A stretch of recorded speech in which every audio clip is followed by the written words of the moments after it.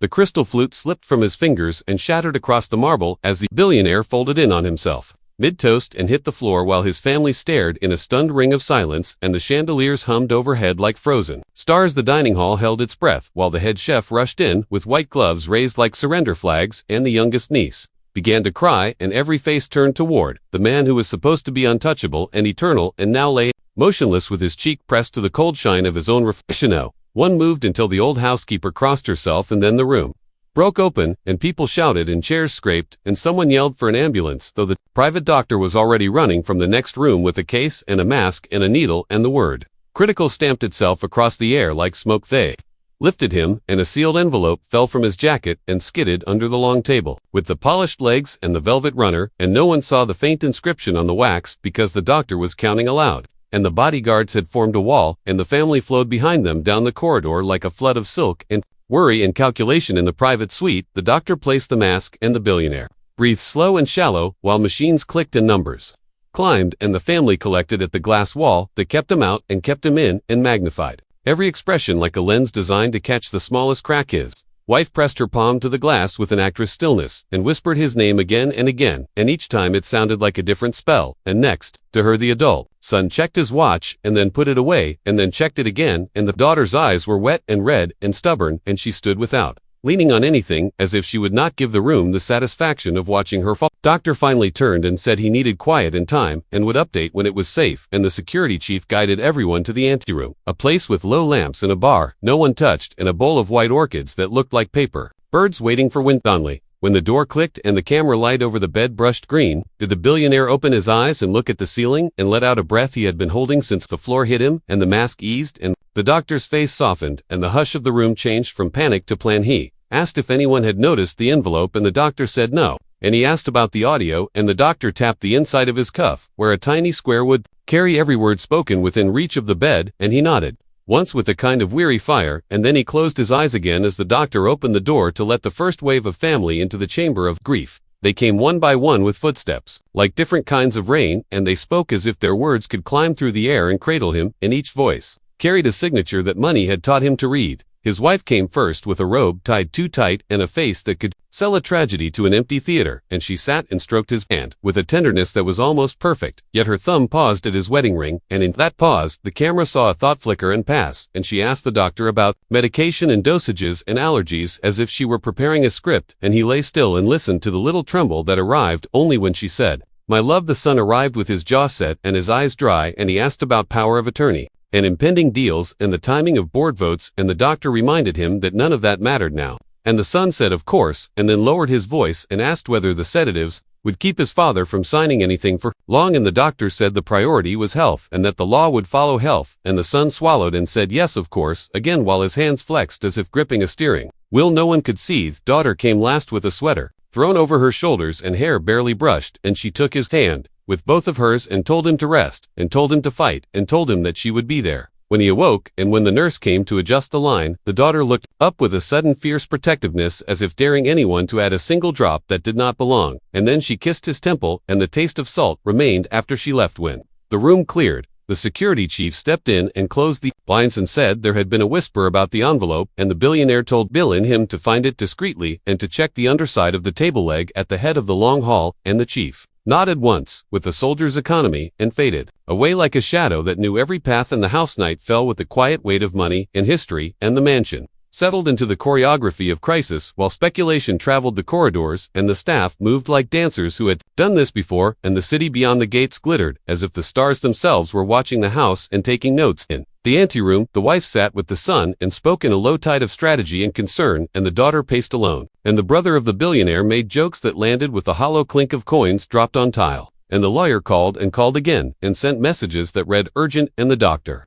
replied with the steady patience of a man who had seen the shape of outcomes and refused to name them too soon. Back in the suite, the billionaire lay awake inside the stillness he had created and felt the ache of the mask straps and the dry taste of fear at the back of his throat, and he listened to the machines sing their indifferent song and thought about the line between truth and theater and whether any test of love could ever be clean. He had told himself this was not about cruelty but clarity, and yet, as he watched the door, he knew there was a cruelty in asking people to prove what their hearts already were or were not, and a cruelty in discovering the answer in a light as cold as the one above his bed, and he stared at his own hand and remembered how steady it had been when signing letters of dismissal and how unsteady it had been when holding his daughter minutes after she was born, and he felt very young and very old at once. The doctor returned with a tablet and showed him a live transcript of the antereumatio, and the billionaire watched the words appear and vanish up the screen like waves rolling toward a shore he could not see, and he saw his wife say, "We must be practical," and he saw his son say, "The market will punish hesitation," and he saw his daughter say, "None of this matters if he does not come back," and he closed his eyes, not from pain but from the plainness of that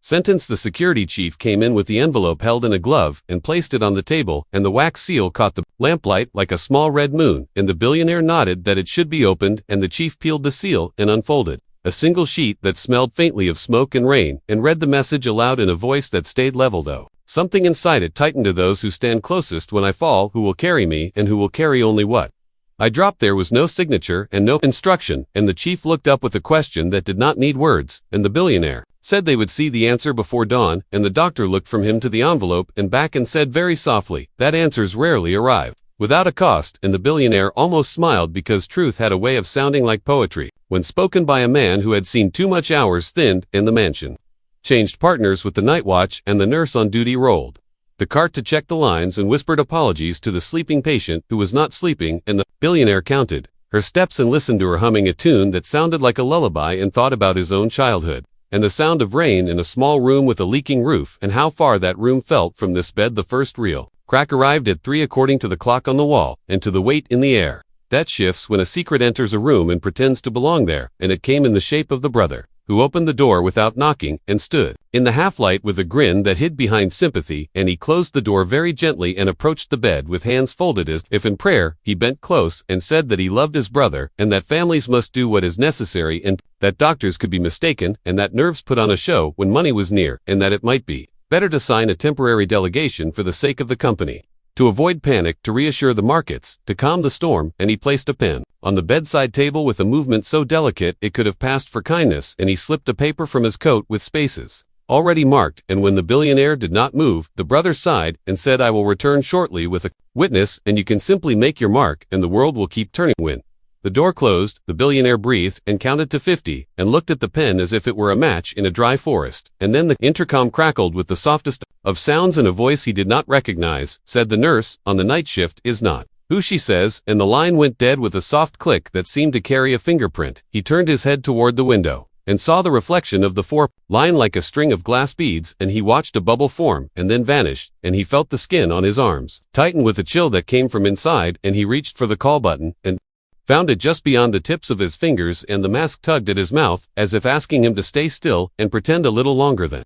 door creaked, and the nurse came in with a smile that did not reach her eyes and pushed the cart very slowly, as if she were savoring the quiet, and she checked the line and said a few small adjustments, and he nodded weakly, like a man too tired to know his own name, and she lifted a second bag from the lower shelf and hung it with a practiced motion, and the liquid looked slightly clouded as it caught the lamplight like river water after rain. He swallowed and tried to lift his hand again, and the mask pressed back, and the nurse glanced at the security camera and then angled the monitor to block the lens with the edge of her shoulder, and she hummed the same lullaby but a shade darker now, and somewhere in the house footsteps quickened, and a message sat unread on the wife's phone, and the daughter stood at a window far down the corridor, staring at the night with her teeth clenched, because she could not shake the feeling that something was being decided. Without her, the nurse reached for the roller on the line, and eased it open, and smiled that small cold smile, and whispered, "Rest." Now, when he felt the first bloom of heat move up his arm like a slow fire, and he fought to pull the mask away, and the strap bit his cheek, and the heart monitor changed its music, and the room tilted just slightly, as if the house were a ship beginning to lean toward an unseen reef. He tried to hit the call button, and his fingers slipped, and the envelope on the table shifted in a breeze that had no source, and the intercom crackled again with a single whispered word that sounded like "run," though there was nowhere to go, and as the drip quickened, the door handle turned, and a shadow filled the frame, and the nurse froze with her hand on the line, while the billionaire stared past her at the figure in the doorway and understood that whatever game he had started had just been claimed by someone else entirely. The figure in the doorway did not move at first, and the nurse kept her hand on the line, while her eyes narrowed as if weighing whether to finish what she had begun, and the billionaire could feel the strange warmth spreading through his veins like a secret river, pulling him away from the shore. But then the figure stepped into the room, and the light revealed the sharp uniform of the security chief, who had returned earlier than expected with no sound of footsteps to warn of his approach. The nurse smiled thinly and said she was only adjusting dosage, but the chief's hand shot forward and caught her wrist with a grip that bent the lie in half, and the bag swayed on its hook while the billionaire fought to hold consciousness long enough to see the truth play out, and the chief said quietly that the dosage would have killed within minutes and that the doctor had confirmed his suspicion, and then he pulled the line free with one swift movement, and the nurse's smile cracked into fear before she twisted away and bolted, for the door alarms did not sound, but the house itself seemed to wake as guards emerged from hidden stations and the chase thundered down the long marble corridor while the billionaire lay breathing hard through the mask, and the chief returned quickly to assure him the imposter was contained, though the billionaire could still feel the burn in his arm and the edge of dizziness that reminded him how close the curtain had come to falling. The doctor hurried in with antidotes and new lines and worked with a precision that steadied the billionaire's pulse, and he whispered that the trap had revealed itself sooner than expected, and that now they would see how the family reacted to danger as well as illness, because true motives rose fastest when crisis pressed against the walls. Outside the suite, the family gathered again, pulled from restless half-sleep and private conversations, and they demanded to know what had happened, but the chief kept his answers clipped and official, and the billionaire listened through the intercom as his wife gasped and asked if he was safe, while the son demanded to know whether company assets were targeted, and the daughter whispered, in a voice almost broken, that someone had tried to kill him. The billionaire closed his eyes and thought of the envelope with its riddle, and wondered if the answer was already unfolding in the words of those closest to him, and he knew that trust was a currency rarer than gold, and that his fortune could not purchase it. The brother returned, looking shaken but not surprised, and he pressed the doctor for details, and when none came, he leaned against the wall and muttered that enemies came from outside, but sometimes enemies came from within, and the billionaire heard every syllable and measured them like weights on a scale and found them heavier than they should have been. Morning crept over the estate with a gray light that slipped past the curtains and filled the halls with a cold glow, and the press had begun to circle outside the gates there, cameras like vultures waiting for a signal, and the staff whispered behind doors as rumors ran faster than truth in the suite. The billionaire removed the mask for a moment and asked the chief to show him the transcript from the night, and together they read the lines that revealed alliances forming in whispers, his wife suggesting that control of the board must be secured before rivals smelled weakness, his son insisting that expansion plans could not be delayed without consequence, his brother warning that vultures would come for their shares, and only his daughter's words remained simple and unguarded, that she would rather lose everything than lose him. He closed his eyes again, and the ache in his chest was not from any drug or illness, but from the slow breaking of illusions he had carried like trophies, and he remembered every sacrifice he had made to build the empire, and how many times he had told himself it was for family and legacy, and yet in this moment, legacy seemed like a thin thread. Against the weight of betrayal, the doctor insisted he rest, but the billionaire demanded he be taken to the library, a place lined with old portraits and heavier secrets, and though the doctor resisted, the chief arranged it. And soon he sat in a great chair beneath the canvas of his grandfather and looked out across shelves filled with the words of centuries, and he said that the house itself was older than any contract and that the walls had seen tests before, and they would see another tonight. The family was summoned, and they came in with faces arranged for sympathy, but their eyes betrayed calculation, and the billionaire remained silent until they were all seated, and then he spoke in a voice that trembled only once. As he said that, the test of loyalty was not in words but in choices, and that soon each of them would face a choice that revealed who they were, and that the house would remember, and so would he. No one dared speak until the brother cleared his throat and said the company needed immediate signatures to reassure investors, and he held out papers already prepared, and the son nodded eagerly, while the wife glanced at the daughter, who remained rigid in her chair, and the billionaire looked at them all, and then at the envelope on the table before him, and said the answer had already begun to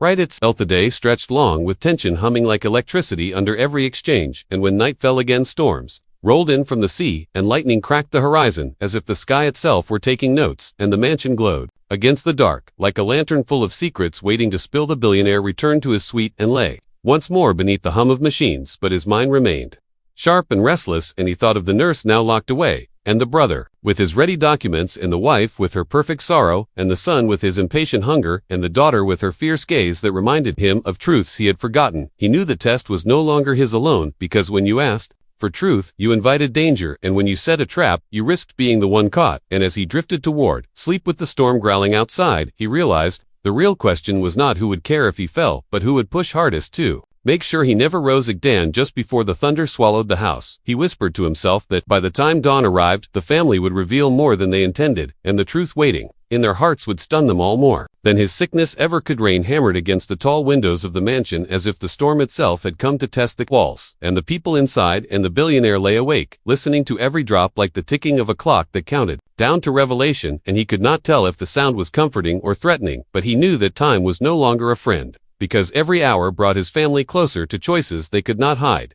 The doctor entered with measured steps, and said the toxins from the nurse's interference were mostly cleared, but weakness would remain, and the billionaire nodded, though his mind was not on his body but on the storm inside the house, because he had begun to see the edges of truth forming like shadows at the corners of a candle flame. The chief reported that the nurse refused to answer questions and only said that she had been paid by someone close to the family, which narrowed the suspects but did not name them, and the billionaire felt the sting of betrayal, heavier than the poison still lingering in his blood, and he asked the chief to double surveillance, but to make it invisible, so that the family believed the walls had ears. Only for them at breakfast, the mansion gathered around a table that stretched too far for intimacy and too wide for trust, and every plate was silver and every cup crystal, but the tension in the air was thicker than the storm outside, and silence only broke when the brother raised a toast to health that sounded like a rehearsal for inheritance, and the son quickly shifted the topic to shares and the market while the wife dabbed her eyes with a napkin, and the daughter stared at her food without eating, as if she feared it might carry more than flavor. That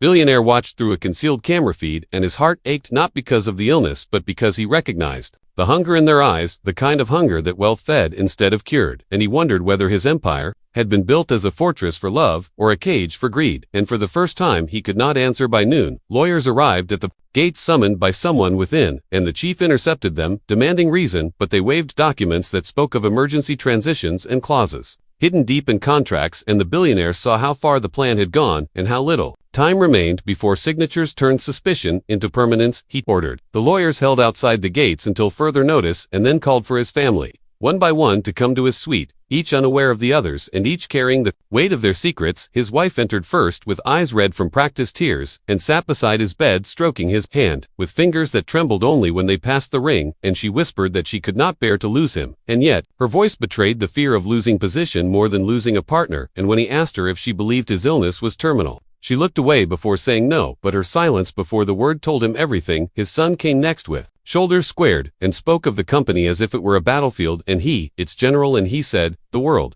respected strength, not weakness, and that hesitation would ruin them. And when the billionaire asked if the son feared for him or for the empire, the son said both, but the order of his voice made clear which came first, and the billionaire saw that ambition had eaten the boy he once held in his arms. The daughter arrived last, and unlike the others, she carried no mask. She simply sat and held his hand and said she did not care about companies or contracts, she only wanted him to live. And when he asked if she would stay even if he lost everything, she nodded fiercely, and her eyes filled with tears that were not rehearsed. And for the first time he felt the warmth of truth in the storm of lies. When evening fell, the brother appeared again, this time with wine and a forced laugh, and he spoke of memories of their youth and hunts in the forest and long summers by the sea. But beneath every story was the drumbeat of urgency to secure the company and to sign the papers, and the billionaire listened quietly until the brother placed the documents on the table and said it would be safer for all if the signature came before the storm ended, and then he left with a smile that was more threat than comfort. The billionaire turned the papers in his hand and felt their weight like chains, and he knew the moment of revelation had come closer than ever, because the test was no longer only about care but about survival and loyalty and perhaps revenge, and he realized that the nurse may have only been the first blade and others might follow until one struck true. Late that night, he rose from the bed with the help of the chief and walked slowly to the library where the portraits of ancestors stared down with eyes that seemed to ask whether he had the courage to finish what he had begun. And there he placed the envelope again upon the table, and read its words under the flicker of candlelight: to those who stand closest when I fall, who will carry me, and who will carry only what I drop. He whispered to himself that the answer was near, and that the truth would be unveiled, not by words, but by actions, when the storm reached its peak, and he swore that by dawn, the mask of every heart in this house would be torn away, whether they wished it or not. As the thunder roared across the sky, he felt both dread and clarity, because he knew now that his greatest wealth was not the empire he had built, but the truth he was about to uncover, and with that truth would come freedom or ruin, and perhaps both at once. And as the night deepened and the walls of the mansion seemed to breathe with secrets, he lay back in the great chair and closed his eyes for a moment, knowing that when he opened them, the game would move into its deadliest turn, and the family would face choices that none of them could escape. The storm raged louder than before, and the mansion shook with the force of the wind, as if the world itself wanted to strip away the walls and reveal what secrets lay hidden within, and the billionaire sat upright in his great chair, with eyes sharp despite the weakness in his body, because he knew the night would decide everything, and the storm was not only outside but inside the hearts of those closest to him. The chief entered quietly and said the nurse had confessed to nothing more than being paid by a voice over the phone, with instructions and promises of money and silence, and though the trail was thin, it pointed inward, and the billionaire clenched his hand because betrayal from strangers was survivable, but betrayal from family was poison that no antidote could cure. The wife appeared again, her robe flowing like theater curtains and her face arranged in grief. So practiced it almost fooled the air around her, and she begged him to sign power over to her, to protect him from stress and from those who might exploit his weakness, and she touched his cheek with a trembling hand, yet her eyes flicked too often to the documents on the side table, and the billionaire saw the hunger there like a shadow hiding beneath love. When she left, the sun came with a storm of words about the empire, and how rivals circled like wolves, and how delay meant ruin, and he paced the floor as if the marble itself were a battlefield, and he said signatures must be given, or everything would burn. And when the billionaire asked him whether he feared losing a father or losing control, the son faltered for only a second before repeating the word control with a slip of the tongue that revealed more truth than he intended. The daughter entered quietly and sat without words at first, then she whispered that she had seen the nurse before speaking secretly with the brother near the East Garden days ago, though she had not thought of it until now, and her voice shook with fear that she might have failed him by staying silent. But the billionaire only squeezed her hand and said she was the only one who still looked at him without calculation, and she wept because she feared that even her love could not protect him from what was to come. When midnight struck, the brother entered with a calm too smooth for the hour, and he carried the documents again and poured wine for them, both as if it were a ritual between kings, and he spoke of markets and enemies and vultures, and said that tomorrow would bring news,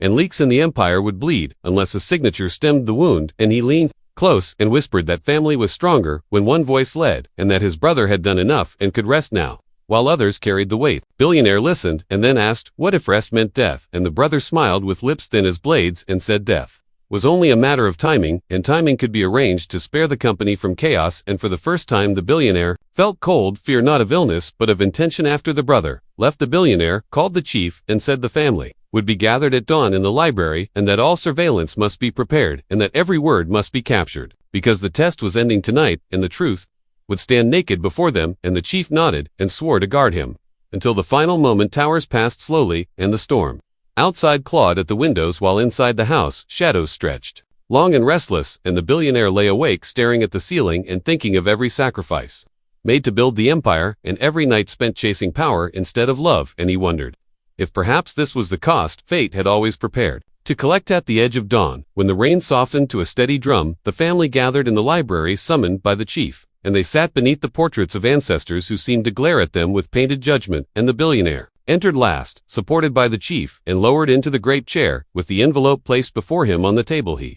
told them the time for masks was done, and that the nurse had been bought from within, and that betrayal had already begun, and that the truth would be revealed not in words but in what each of them would do when the chance came to stand for him or to stand for themselves. And he watched their faces carefully as lightning lit the room. The wife clutched his arm with trembling fingers, but her eyes betrayed calculation. The son clenched his jaw and demanded proof, and the brother smirked as if the game were already won, and the daughter sat rigid and whispered that she would stand no matter what storm came. And the billionaire felt both dread and hope collide in his chest. He opened the envelope and slid the paper across the table, and told them the words to those who stand closest when I fall, who will carry me, and who will carry only what I drop. And he said that by sunrise the answer would be known, and the family would never be the same again. That moment the doors burst open, and the chief dragged in the nurse, now shackled in chains, and she screamed that she had been promised safety and fortune by someone whose voice carried the same blood as the man she had nearly killed, and her words cracked like thunder through the room, and the wife gasped, and the son rose, and the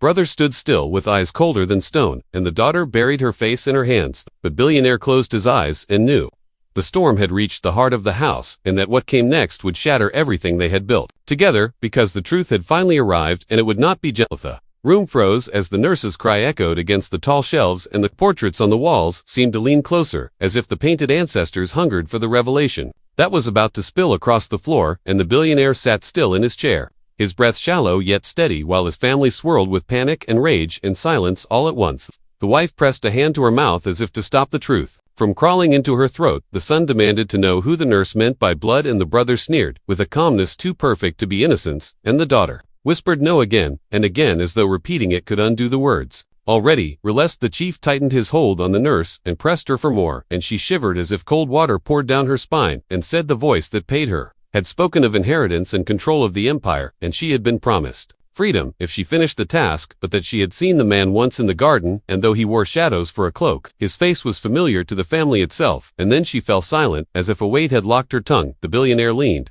forward and asked her to speak the name, and her lips moved, but the brother slammed his hand on the table and thundered enough, and his voice cracked like a whip across the air, startling even the storm outside into a moment of hush. And then he spoke of false servants and planted lies, and accused the chief of staging the act to divide the family. The son sided with the brother, instantly shouting that their enemies would seize on division and that this entire charade was weakening them, while the wife swayed between fear and calculation, her eyes darting to the documents on the table as though they might anchor her in the storm. The daughter alone stepped forward and shielded her father with her body, glaring at the others with a ferocity that made her look like a soldier holding the last Gaitha. Billionaire raised a hand for silence, and his voice, though weaker than before, carried with it a gravity none could deny. He said that the nurse had revealed enough, that betrayal grew from within, and that loyalty would now be proven by choice and not by word. He ordered that the documents on the table be left untouched until sunrise, and that anyone who reached for them before then would show their true face before the house and before the truth itself. The night dragged like a blade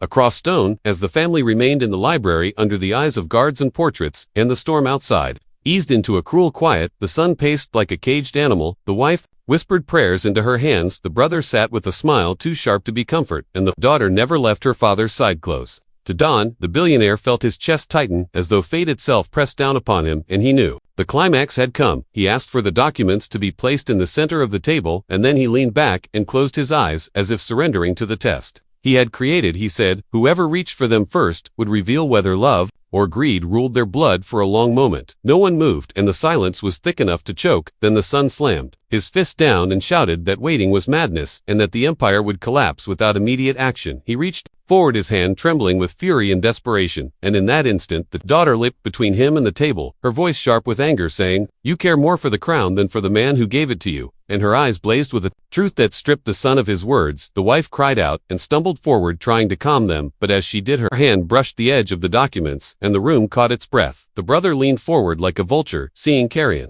and whispered, "See how quickly masks fall." And the billionaire opened his eyes, just enough to witness every move. Mentha chief barked for order, and guards stepped forward, but the brother stood and declared that he alone could save the empire, and that signatures meant survival, and survival meant sacrifice, and that if his brother could not bear the burden, then he would take it in his place. He reached for the documents with a certainty that chilled the room. The billionaire then spoke his final command of the night, his voice barely more than a whisper, yet strong enough to slice through the chaos. He said, "The test is over, and the truth is revealed. You reached not to carry me, but to carry what I might drop, and now the house knows who you are." The brother froze, his hand inches from the paper. The son dropped into a chair with his head in his hands. The wife wept, not from grief but from exposure, and the daughter held her father's hand tighter than before, whispering that he was not alone, and the portraits above seemed to glare with a judgment centuries deep. The billionaire closed his eyes once more and said, "By sunrise, I will decide what becomes of this family and of this empire, and the choice will not be guided by greed or fear, but by the truth that has now been laid bare before us all." And the storm outside broke again, with a crack of thunder, as if the heavens themselves demanded the conclusion that was about to come. The first light of dawn crept through the high windows and washed the library in a pale gold that made every face look older and sharper, as if the sun itself wished to expose what had been hidden through the long night. And the billionaire sat in his great chair, unmoving, while the weight of truth pressed down heavier than any illness. The wife sat across from him, her hands folded too neatly in her lap, her eyes red but her lips pursed in calculation, and she whispered prayers, but the sound of them felt hollow like a song sung without faith. The son slumped forward with his head in his hands, muttering about control and survival and how weakness would doom them all. The brother stood tall, though the tremor in his jaw betrayed the fury boiling inside, and the daughter remained steadfast at her father's side, her grip on his hand unshaken even after hours of silence and storm. The billionaire opened his eyes fully, and the room stilled, because his gaze carried something final, something that promised an end. He said he had pretended to be sick, not because he feared death, but because he feared that love had already died within his home. He said he had needed to know who among them cared for him, and who cared only for what he might leave behind, and now he knew. He turned first to his wife and said, "You once swore before heaven to stand with me in sickness and in health, and last night I watched as your eyes reached for papers more than they reached for me, and though I pity the hunger that wealth plants in The soul, I cannot ignore it, she gasped, and tried to deny, but her tears fell too easily, and the silence of the room sealed the truth. He looked then at his son, and said, I dreamed that you would take the empire higher than I ever could, but your heart, it has been captured by ambition without mercy. You spoke of control when I needed comfort. You spoke of markets when I needed my son, and though strength is noble, it turns to cruelty. When it forgets love, the son rose with fists clenched, shouting that, without him the company would fall, but the words rang brittle and hollow, and he sank back into his chair, trembling with rage that no longer disguised his fear. The billionaire faced his brother, and his voice grew colder than the dawn outside. He said, you were my blood, my companion in youth, the one I trusted to guard my back, yet you planned to carry only what I would drop. You spoke of death as if it were convenience. You reached for power, not to save, but to seize, and in doing so you revealed the deepest betrayal. The brother tried to laugh, but no sound came, and his smile cracked into silence as if the air itself had sentenced him. Finally, the billionaire turned to his daughter, and his face softened with the first true warmth he had shown all night. He said, you alone stood by me, not for wealth, not for empire, but for love. You carried me when I fell, and you cared for me when others cared only for what might fall from my hands.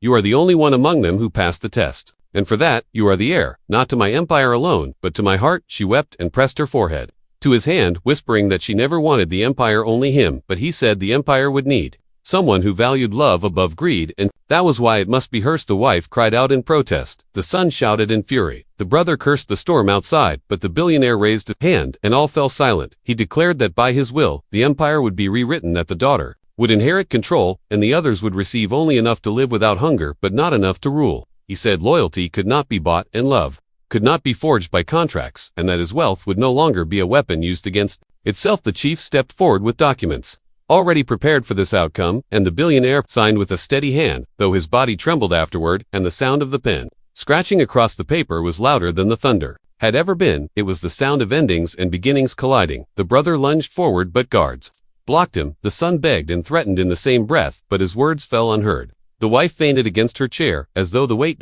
of lost crowns had crushed her spirit. Only the daughter remained still, her eyes on her father with love so raw, it silenced the chaos around them. The billionaire leaned back and let the pen fall, and he spoke his final lesson. He said, sometimes losing everything is the only way to find who you really are. He said, I thought my wealth was my legacy, but now I see that my true legacy is the truth revealed in this room, that love survives when gold is stripped away, and that betrayal cannot hide behind silk forever. The storm outside broke into calm, and the first full rays of sunlight flooded the library, chasing away the shadows and the fear, and the mansion itself seemed to exhale as if relieved of a curse centuries in the making. The guards led the brother and the son away, two separate wings of the estate. The wife was carried to her chambers in silence, and the daughter remained holding her father's hand. As the empire shifted into new hands, the billionaire closed his eyes one last time, not in death but in peace, because he had seen the truth and chosen to act upon it. And for the first time in decades he felt lighter than gold and freer than power. He whispered to his daughter that love had saved him, and that no empire built without it could ever endure. And she nodded with tears that fell like pearls onto his hand. The test was finished, the truth was revealed, the empire survived, but more importantly, the man himself was no longer a prisoner of wealth. The family was shattered, yet the daughter's loyalty bound the fragments into something stronger than before. And the house that had once been filled with shadows now filled with the quiet glow of morning. And so the story closed with a lesson carved deep into the hearts of all who witnessed it, that when the curtain falls and fortune fades, it is not crowns or contracts that remain. It is only the truth of who carried you when you fell, and who reached only for what you dropped. The end.